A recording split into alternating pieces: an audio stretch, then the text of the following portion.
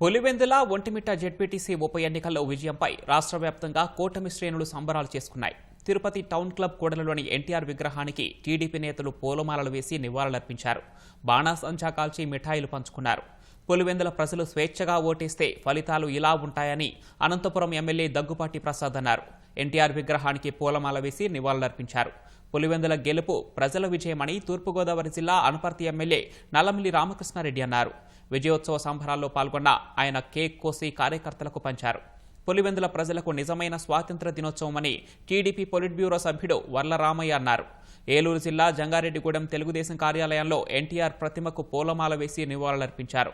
అనంతరం బాణాసంచా కాలుస్తూ పట్టణ వీధుల్లో ర్యాలీ నిర్వహించారు. తూర్పుగోదావరి జిల్లా నిడదవోలులో కూటమి నాయకులు సంబరాలు చేసుకుని స్వీట్లు పంచుకున్నారు. రాజకీయాల్లో అహంకారం పనికిరాదని పులివెందుల ఉప ఎన్నికల్లో రుజువైందని మంత్రి ఆనం రామనారాయణ రెడ్డి నెల్లూరులో అన్నారు.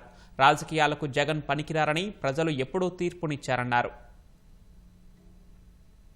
రాజకీయాల్లో తనకు అనుకూలంగా ఫలితాలు లేవని ఎన్నికల కమిషన్ దగ్గర నుంచి రాష్ట్ర ప్రభుత్వ అధికారుల దగ్గర వరకు చిన్న స్థాయి పోలింగ్ అధికారులను కూడా దూషించినటువంటి విధానం ఎందుకు నీకంత నిరాశ నిస్పృహ?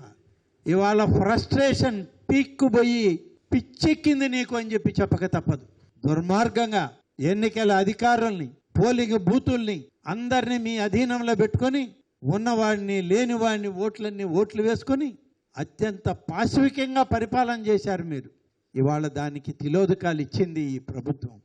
100% కూటమి నాయకులు గెలుచుకుంటారు స్థానిక సంస్థలు. ప్రజలకు మా పట్ల విశ్వాసం ఉంది.